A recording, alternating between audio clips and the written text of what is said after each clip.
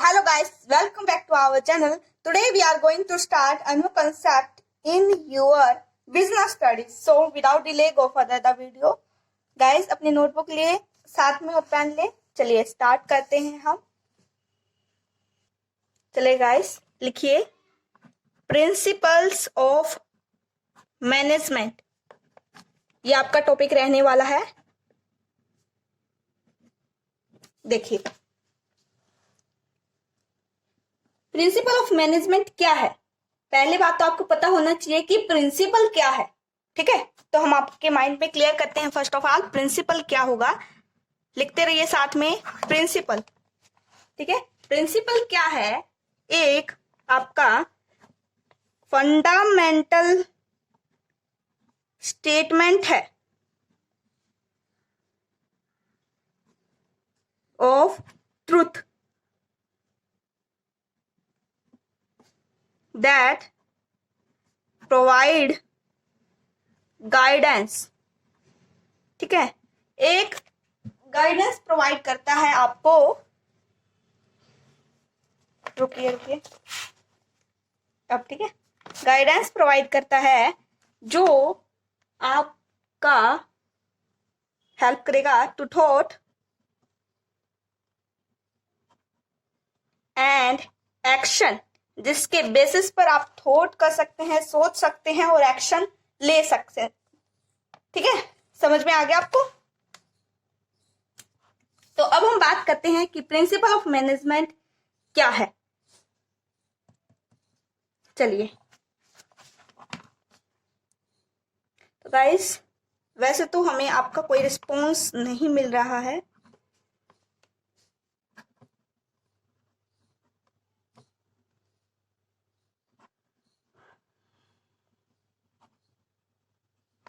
General guidance for managerial decision making and behaviour. ठीक है,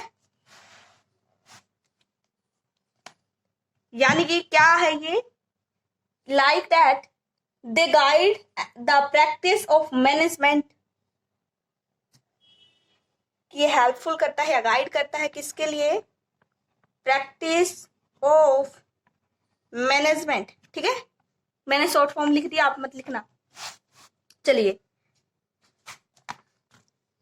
next page लो. हाँ, ले लिया आपने. फिर हम बात करेंगे इसके जो नेचर्स हैं प्रिंसिपल के, वो फटाफट से आपको बता देते हैं कि क्या क्या नेचर है. लिखो यहां पर आप नेचर. मैनेजमेंट के नेचर की बात कर रहे हैं हम.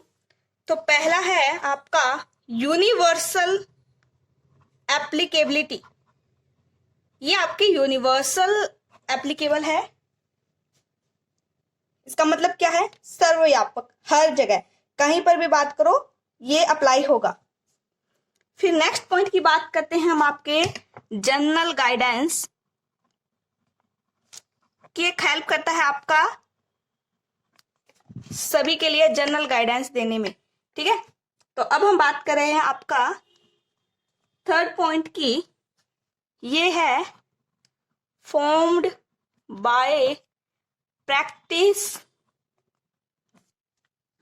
एक प्रैक्टिस के वे में, एंड एक्सपेरिमेंटल.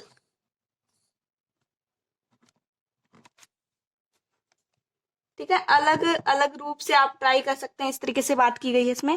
फिर फोर्थ पॉइंट की बात करें आप, फ्लेक्सिबल है ये. किस बेसिस पर, यानी कि नेचर में फ्लेक्सिबल है, किसी भी टाइम में किसी भी सिचुएशन में आप बोल सकते हैं. ठीक है गाइस. फिर है आपका पॉइंट है मेनली बिहेवियर. ठीक है, ये यूज होगा आपके बिजनेस में. फिर है कंटीजेंट. ये कंटीजेंट मतलब सिचुएशन के अकॉर्डिंग ये ढल सकता है. ठीक है, ये है आपके कुछ इसके नेचर है मैनेजमेंट के, हमने शॉर्ट तरीके से आपको बता दिया है. और सिग्निफिकेंस क्या है, सिग्निफिकेंस यानी कि क्या होता है, पता होगा? चलो यहीं पे बता दे, चलो लिखो। सिग्निफिकेंस ऑफ प्रिंसिपल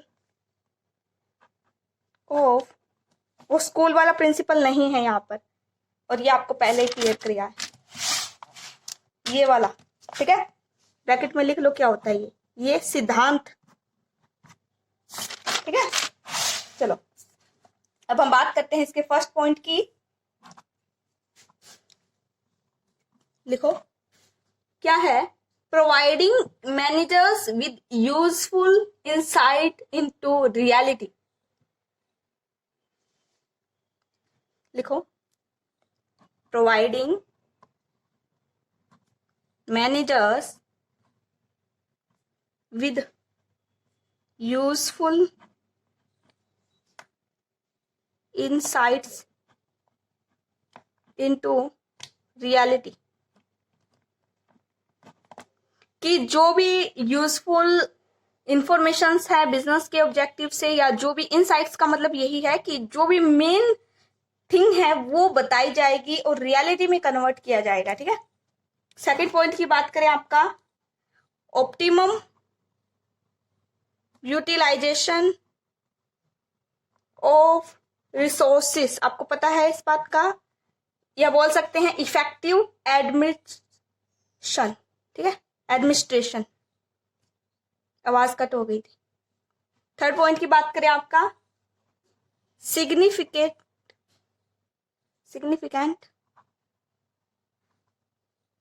डिसीजन, जो अप्लाइड है आपके एक्सपेरिमेंटेशन में, ठीक है? फोर्थ पॉइंट की बात करें आपका, मीटिंग द चेंजिंग, क्या चेंजिंग? एनवायरमेंट,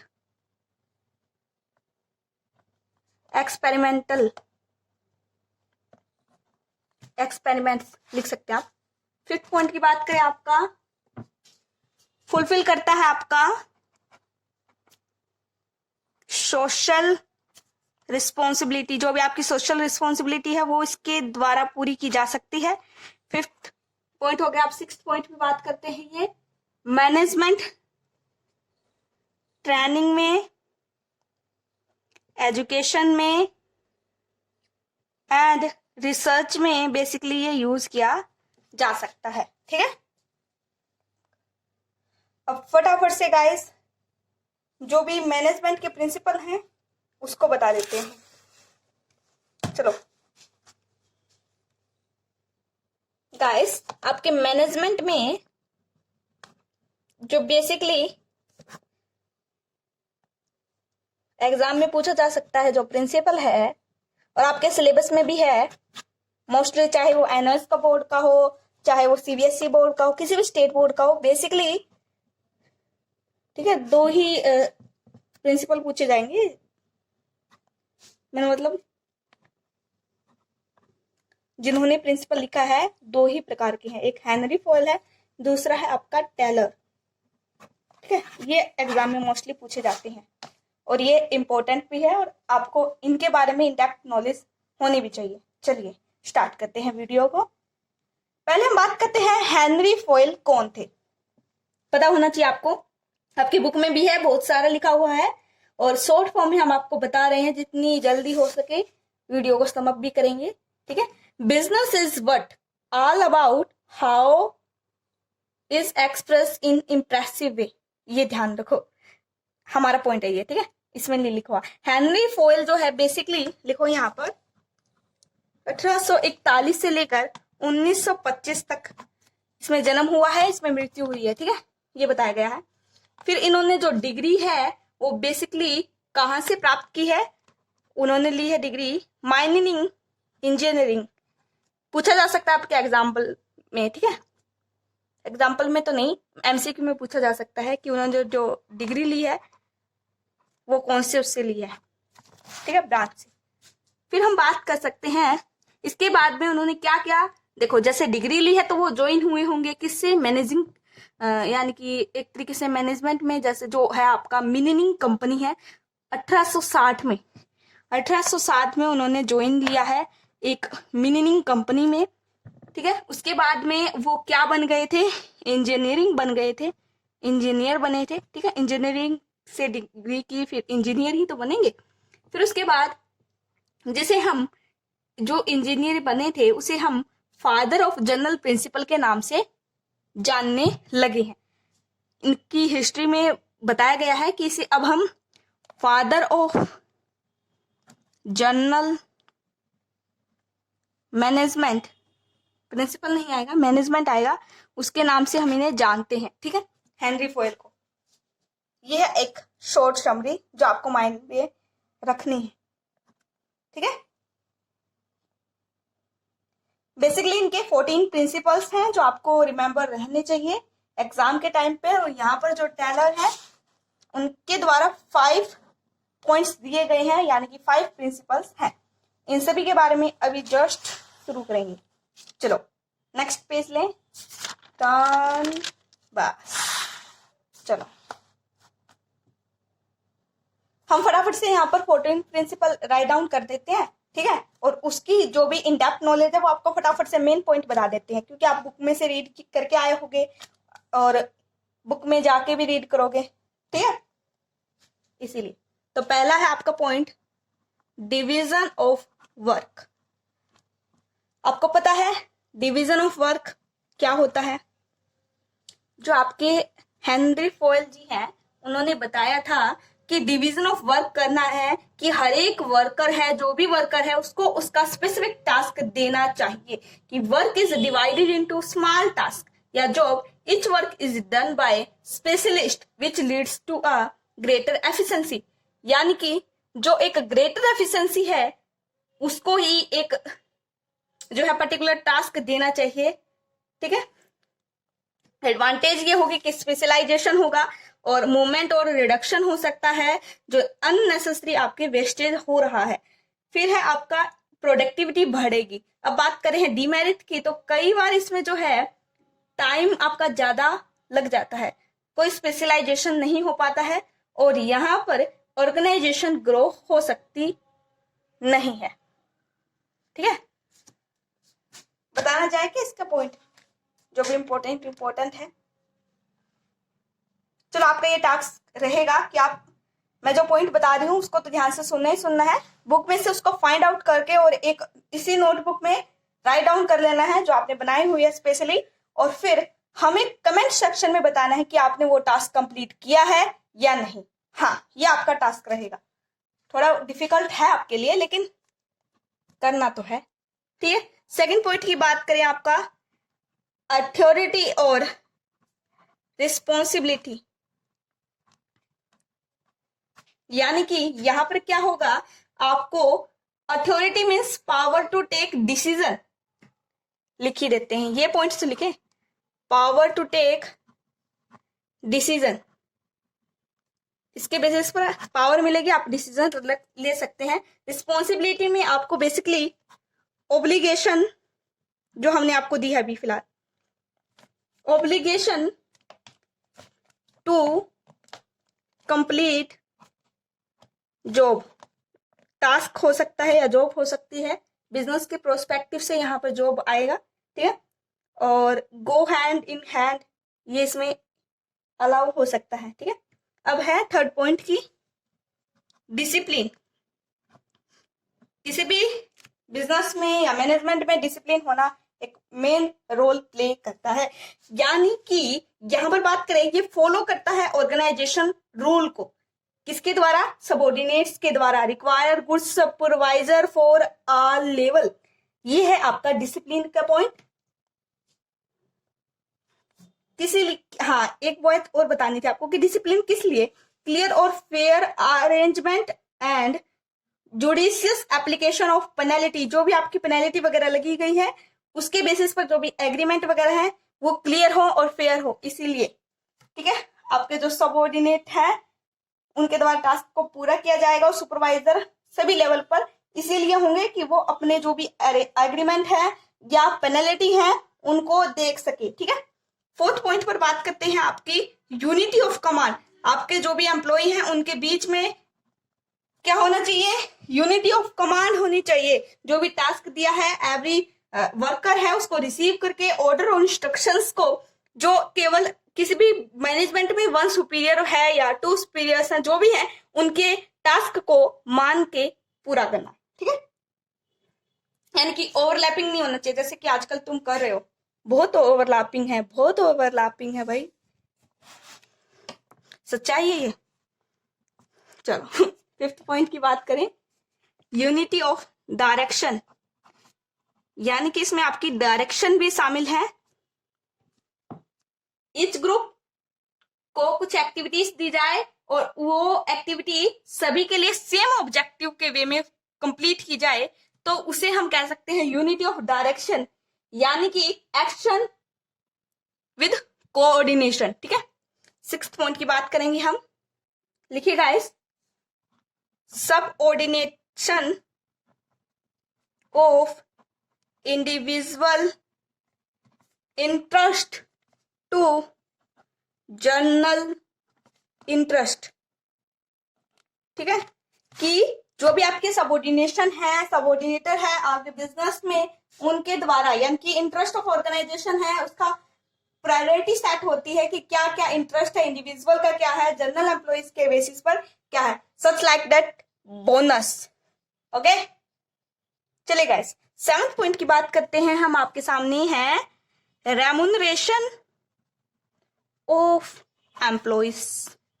जो भी आपके बिजनेस में वर्क कर रहे हैं उनको रेम्यूनरेशन देनी जरूरी है, ठीक है। विदाउट रेम्यूनरेशन तो काम करेंगे नहीं ना वो। Wages should be encourage worker to work more and better way, ठीक है। 8 पॉइंट आपका रहेगा इसमें, सेंट्रलाइजेशन एंड डिसेंट्रलाइजेशन।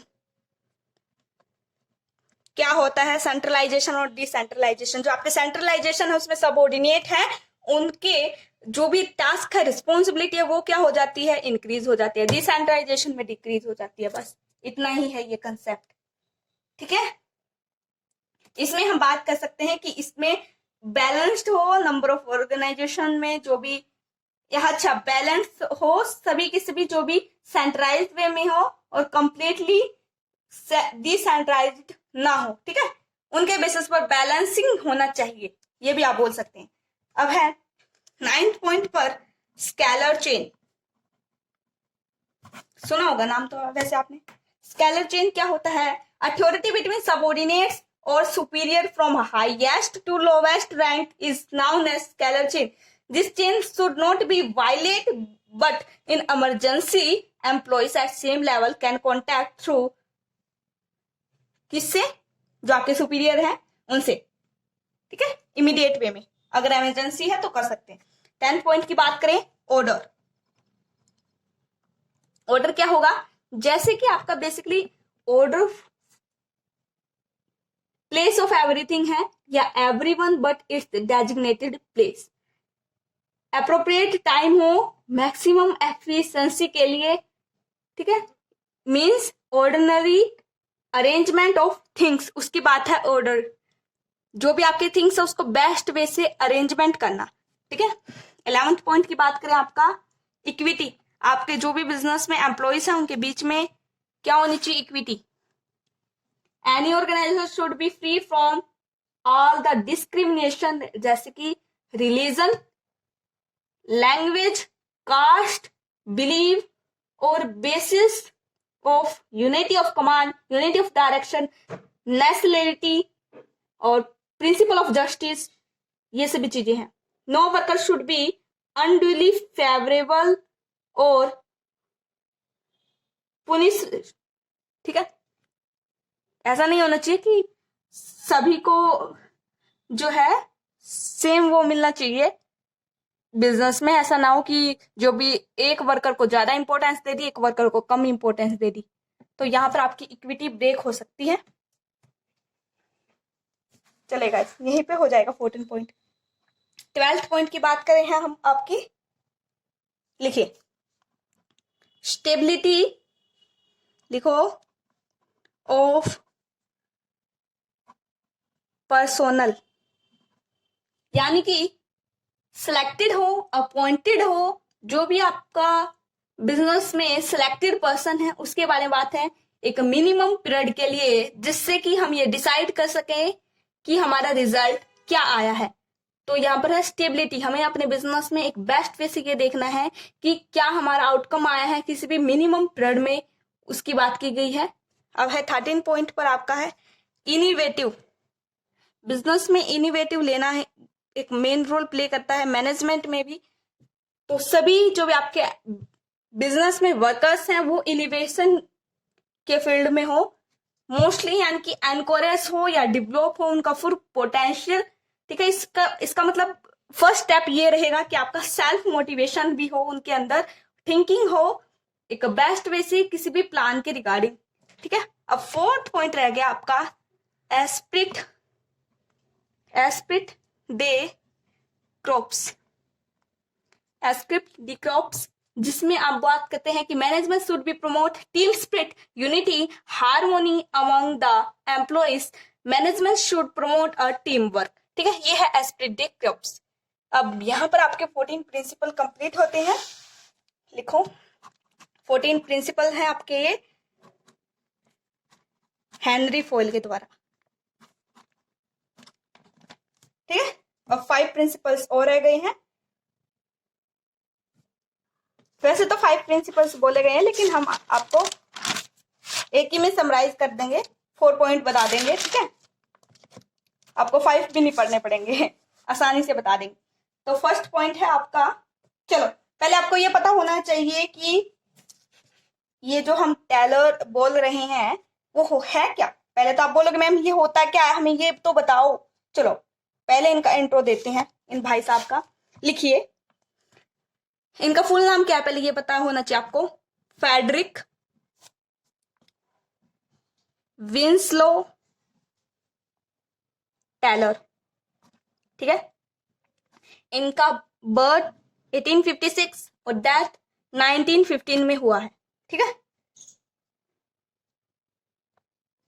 ये एक ऐसे पर्सन है जो शॉर्ट ड्यूरेशन में, लिखो यहां पर, जो शॉर्ट ड्यूरेशन है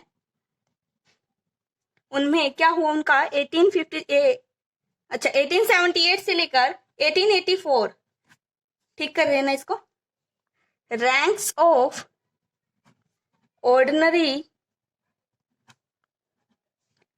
apprentice to chief engineer in Midvale steel company in USA. ठीक है, ये एक ऐसे पर्सन है जिन्हें यूएसए में एक चीफ इंजीनियरिंग की रैंक मिली है यूएसए से। ठीक है, चलिए अब आप बोलेंगे इन्हें क्या कहा जाता है, फादर ऑफ साइंटिफिक मैनेजमेंट। अब बोलोगे मैम आपने हेनरी फोयल का भी यही बताया, नहीं बताया बेटा, उसमें डिफरेंस है। उसमें हमने क्या बताया था कि फादर ऑफ जनरल प्रिंसिपल, यहां पर क्या है साइंटिफिक मैनेजमेंट। देखो ठीक है, अपना भी पेज करके देख सकते हो आप, यही है। ठीक है, डिफरेंस है दोनों में। अगर आप चाहते हो कि डिफरेंस बताइए इन दोनों के बारे में, वो भी बता देंगे। ठीक है, फटाफट से जो है इनके पॉइंट्स को हम बात करते हैं। हाँ, ये बेसिकली होता क्या है जो आप बोल रहे हैं साइंटिफिक मैनेजमेंट, आप ये पूछोगे है ना। इसमें क्या है कि हम maximum production at minimum cost, ठीक है, इस थ्योरी पर उन्होंने बेसिकली आपको 4 पॉइंट बताए हैं। ठीक है, फर्स्ट लिखेंगे, चलिए भाई साहब लिखो साथ में, science not rule of thumb. ठीक है, और सेकंड है आपका हार्मोनी नॉट डिस्क्लोज्ड, अच्छा डिस्क्लोज डिस्क्लोज होगा, ठीक है भाई। एंड थर्ड है डिस्क्लोज नहीं, ठीक है, डिस्क्लोज। थर्ड पॉइंट है आपका cooperation not individual. And fourth point है, लिख रहे हो क्या साथ में? तुम से बात कर रही हूं, लिखो। Development of each and every person on greatest efficiency and prosperity. यहां और भी लिख सकते हो, ठीक है, प्रोस्पेरिटी। अब फटाफट से इनको बता देते हैं कि क्या क्या होगा इसमें इंक्लूड। बेसिकली गाइस क्या है इसमें, अब बोल सकते हैं कि साइंटिफिक स्टडी होगी, analysis of each element of job, जिससे कि हम क्या कर सकते हैं, जो ओल्ड रूल है उसको रिप्लेस कर कर एक न्यू रूल लेके आना, जिससे कि हम ट्रायल कर सके और हिट कर सके अपने अप्रोच को, नई नई टेक्निक्स यूज करना, जिससे कि आपके वर्क बेस्ट हो, इजी हो, क्विकर हो, ठीक है। ये आपकी बात की गई है। साइंस है नोट रूल ऑफ थंब। फिर है हार्मोनी नोट डिस्क्लोज। इसमें क्या बोल सकते हैं, डिस्कॉर्ड में ये इंप्लाई करता है मेंटल रिवेल्युएशन ऑफ एम्प्लॉयर की बात की गई है, ठीक है। या रिस्पेक्ट है हर एक वर्कर की, जिससे कि उनकी अमंग जो भी कंफ्लिक्ट वगैरह है उसको इजीली सॉल्व किया जा सके, ठीक है। फिर है कोऑपरेशन और इंडिविजुअल। इसका आपको पता ही है बेसिकली कि जो भी वर्कर्स हैं उनके अंदर बेस्ट वे से सुजेशंस वगैरह हो कि एक दूसरे के लिए रिस्पॉन्सिबिलिटी और परफॉर्मेंस इफेक्टिव वे से दे सके, ये है इसमें। फिर है इसका तो आपको पता ही लग रहा है कि development of each and every person in greatest efficiency and prosperity, कि सिलेक्शन करना और असाइनिंग करना वर्क को इस तरीके से कि वो अपनी एबिलिटी को फाइंड आउट कर सकें वर्कर्स, ठीक है। और इंक्रीज ऑफ प्रोडक्टिविटी और स्किल्स अपने वर्कर्स के, और पॉसिबल वे में वो उन्हें फुलफिल कर पाए। अब हम बात करते हैं डिफरेंसेस की। बेसिकली टेलर और फयोल, एक छोटा सा टॉपिक हो रह जाएगा आपका इसके बाद में, जिसमें basically technique of scientific management है, ठीक है। चलिए टेलर के बारे में बात की गई है, तो इसमें अगर हम बात करें, चलो पहले आपको फ्योल बताया था तो पहले फ्योल की बता देते हैं, फिर आपको टेलर बता देते हैं। डिफरेंसेस में आपको थोड़ा माइंड अच्छे से वर्क करेगा।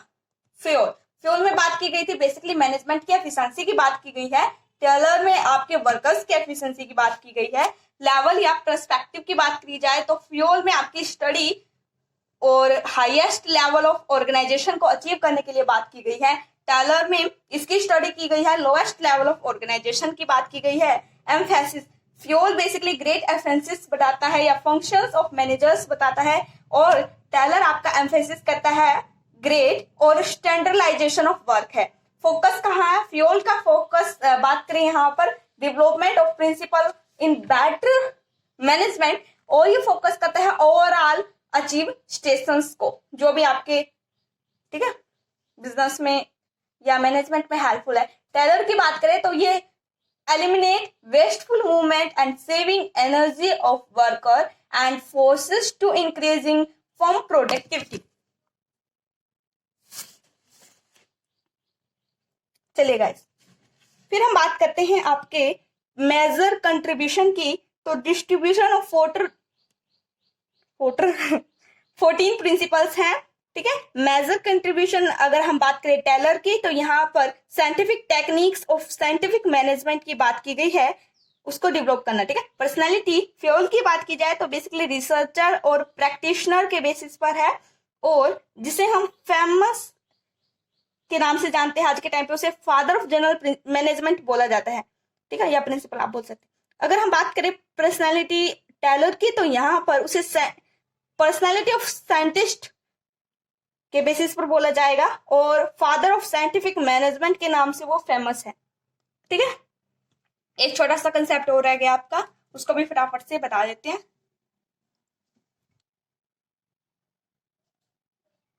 आपका टाइम सेव करने के लिए हमने जो है ये नोट्स आपके साथ शेयर किया है, फटाफट से टाइम सेव होगा आपका।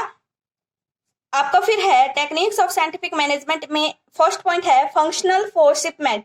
फंक्शनल फोरशिपमेंट जो बेसिकली टेक्निक है जिससे कि आप प्लानिंग कर सकते हैं और एग्जीक्यूशन कर सकते हैं, सेपरेट होगा। इसमें बेसिकली 8 टाइप्स हैं, स्पेशलाइज्ड है, प्रोफेशनल्स हैं, और 4 जो बेसिकली किसके बारे में बात की गई है, प्लानिंग, एक्सक्लूजन, जो आपके सारे के सारे वर्कर को देखता है और एक्सट्रैक्ट करेगा। ठीक है, पहला है आपका रूट क्लर्क जो बेसिकली एग्जैक्ट सीक्वेंस देखता है आपके प्रोडक्शन में। सेकंड पॉइंट है आपका इंस्ट्रक्शन कार्ड क्लर्क जो बेसिकली आपकी जो भी इंस्ट्रक्शंस है वर्कर का उसको ड्राफ्ट करेगा। थर्ड पॉइंट में टाइम ऑन कॉस्ट क्लर्क है जो बेसिकली टाइम को प्रिपेयर के हिसाब से और कॉस्ट को भी देखता है किसी भी पर्टिकुलर जॉब में। फिर फोर्थ पॉइंट आपका बात करें तो दिस क्लिप क्या है, वीडियो पॉज हुई क्या, नहीं, डिसिप्लिन एंड एनफोर्स करना है आपके रेगुलेशन और रूल्स किसी भी पर्टिकुलर बिजनेस में, जिसे हम बिजनेस के बेसिस पर कर सकते हैं ना। फिर है प्रोडक्शन इंचार्ज, ये है प्रोडक्शन इंचार्ज में आपका पहला है गैंग बॉस। गैंग बॉस जिसे हम बेसिकली कह सकते हैं जो मशीन्स वगैरह का ऑपरेशन चेक करता रहता है, टूल्स वगैरह देखता रहता है कि सही है या नहीं है। सेकंड पॉइंट पर बात करें स्पीड बॉस जो बेसिकली आपके बिजनेस में ये देखेगा कि टाइमली जॉब हो रही है या नहीं हो रही है, एक्यूरेट हो रही है या नहीं हो रही है, ये सभी चीजों के लिए रिस्पॉन्सिबल आपका स्पीड बॉस रहेगा। रिपेयर बॉस जो भी आपके मशीन्स वगैरह है उसकी लुकिंग और उनकी कंडीशंस को प्रॉपर वे से जो चेकआउट करेगा वो आपका रिपेयर बॉक्स है, बॉक्स नहीं बॉसेस है। ठीक है, इंस्पेक्टर क्वालिटी वगैरह चेक करेगा। अब सेकंड पॉइंट की बात करें आपकी standardization and simplification of task या वर्क, आप बोल सकते हैं इसमें जो स्टैंडर्डाइजेशन है वो डेवलप करेगा आपका स्टैंडर्ड हर एक बिजनेस की एक्टिविटीज के लिए, और सिंप्लीफिकेशन करेगा आपके जो भी सुपीरियर वैरायटी है, प्रोडक्ट है, सर्विसेज है, उसकी बात की गई है। स्क्रीनशॉट वालों ध्यान से समझ लो, ठीक है। फिर है सेविंग्स ऑफ कॉस्ट या रैबर मशीन्स या टूल्स, इसके बारे में बात की गई है। यूटिलाइजेशन करता है इक्विपमेंट की और इंक्रीज करता है बिजनेस स्केल को। ठीक है, ये हेल्पफुल है इन सभी चीजों के लिए आपका स्टैंडर्डाइजेशन और सिंप्लीफिकेशन ऑफ वर्क। चलिए गाइस, वर्क स्टडी की बात की जाए तो यहां पर आपका है maximum production at minimum cost और बेटर कंट्रीब्यूशन होना आपके फैक्टर के बेसिस पर, जैसे कि फैटिग्यू स्टडी है, मेथड स्टडी है, टाइम स्टडी है, मोशन स्टडी है, इन सभी के बारे में भी फटाफट बता देती हूँ। ठीक है, रुको। चलिए गाइस, मेथड स्टडी जो बेसिकली आपके बताएंगे कि बेस्ट वे से मशीनरी है, आपके मटेरियल्स है, मैन पावर है, कैपिटल है, उसकी एफिशिएंसी क्या है, कौन से मेथड यूज किया जाए वो है। फिर है मोशन स्टडी जहां पर हम एलिमिनेट करते हैं किसको, वेस्टफुल रिजल्टिंग हो रही है जो भी अननेसेसरी वर्क है, उन सभी के बारे में बात की गई है। टाइम स्टडी जो बेसिकली आप बात करेंगे वेल डिफाइंड जॉब है या ऑब्जेक्टिव टाइमली अचीव हो रहा है या नहीं हो रहा है उसके बारे में है। फैटिग्यू स्टडी यानी कि आपके जो भी एम्प्लॉइज हैं उनको बेस्ट वे से फ्रीक्वेंसी टाइम देना चाहिए जिससे कि या इंटरवल दे कि वो अपने टास्क को कंप्लीट कर पाए। ठीक है, उनका स्टेमिना लॉस्ट ना हो। ठीक है, जो हुआ है उसको रिगेन कर सके, जो भी सिकनेस वगैरह इंडस्ट्रियल है या रिजेक्शन है, एक्सीडेंट्स वगैरह जो भी है उसको अवॉइड करने के लिए। डिफरेंशियल पीस वेज सिस्टम जो बेसिकली आपके प्रोडक्टिविटी के लिए हेल्पफुल है, और higher which those achieve up more and more output, efficient work, lowest inefficient या स्लो वर्कर है, वो सभी चीज आप यहाँ पर फाइंड आउट कर सकते हैं। उसी के बेसिस पर वर्क देंगे अपने एम्प्लॉइज को। फिर है मेंटल रिवैल्यूएशन, जो आपके वर्कर हैं उनका एटीट्यूड चेकआउट करना है, उनका कोऑपरेशन कैसा बिजनेस में, ठीक है, उनका एटीट्यूड क्या है, पॉजिटिव है या नेगेटिव है, ये सभी चीजें फाइंड आउट करके उसके बेसिस पर डिसीजन लेना। ठीक है, इंस्टेड ऑफ फाइटिंग वगैरह है या डिस्ट्रीब्यूशन। चलेगा गाइस,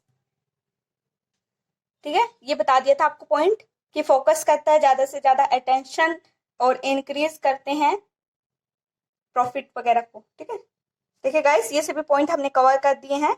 ठीक है, एडवांटेज वगैरह है इसको फटाफट से हम कवर कर देंगे, आपको प्रॉब्लम की कोई बात नहीं होनी चाहिए। बेसिकली इसमें यही है कि आपका फॉलोइंग बेनिफिट्स वगैरह हो, एफिशिएंसी इंक्रीज हो, सिंप्लीफिकेशन हो, कॉस्ट रिड्यूस हो, डिक्रीज हो प्राइस वगैरह है बिगर शेयर मार्केट में, और म्यूचुअल अंडरस्टैंडिंग हो, कोऑपरेशंस हो, ट्रेनिंग वगैरह हो, स्किल वर्कर की इम्प्रूव हो, और आपका जो है मोर एंड मोर वर्कर वगैरह हो, जिससे कि प्राइस लेवल सिस्टम अलग अलग जो है वो इंक्रीज हो। ठीक है, यही सब है इसमें बस। ठीक है, अब हम बात करते हैं एक फटाफट से छोटे पॉइंट की आपका। ठीक है, चलिए नोट्स को साइड में रख देते हैं, आगे नहीं है। ठीक है, इतना ही था, बस एक छोटा सा पॉइंट है, उसको हम आपको बता देते हैं। लिखो, मॉडर्न साइंटिफिक टेक्निक्स कौन कौन सी है ये प्रेजेंट में है, जो उनके बारे में बात की गई है। पहला है ऑपरेशन रिसर्च। ठीक है, ऑपरेशन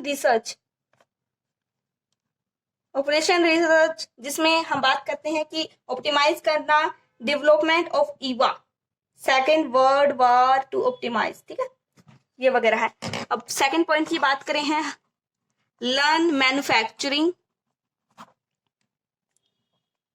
कि किस तरीके से हम टेक्निक्स वगैरह यूज करें जिससे कि wastage time, transportation, processing, motion inventory वगैरह, स्क्रैप वगैरह जो भी है आपका बिजनेस की मशीनरी की मैन्युफैक्चरिंग प्रोसेस है, उन सभी चीजों को जो ओवर प्रोडक्शन हो रहा है बिजनेस में, उसको रिड्यूस करने के लिए। ठीक है, थर्ड पॉइंट की बात करते हैं आपकी केजन, यूनिक वर्ड है ना, बता रहे हैं फटाफट से, आपको दिमाग में खटाखट डाउनलोड कर लो। ठीक है, केजन यानी कि जापानीज वर्ड है ये, जिसका मतलब है चेंज फॉर बेटर। ठीक है, और ये डेली एक्टिविटीज में हेल्पफुल है, जिससे कि केजन में हमने आपको बता दिया कि ये जापानीज वर्ड है जिसमें चेंजिंग की बात की गई है बेटर के लिए, और डिफिकल्ट टास्क वगैरह उसको कुछ मेथड्स का यूज कर हम क्या कर सकते हैं, एलिमिनेट कर सकते हैं। फोर्थ पॉइंट की बात करते हैं, फटाफट से लिखिए, 6 सिग्मा।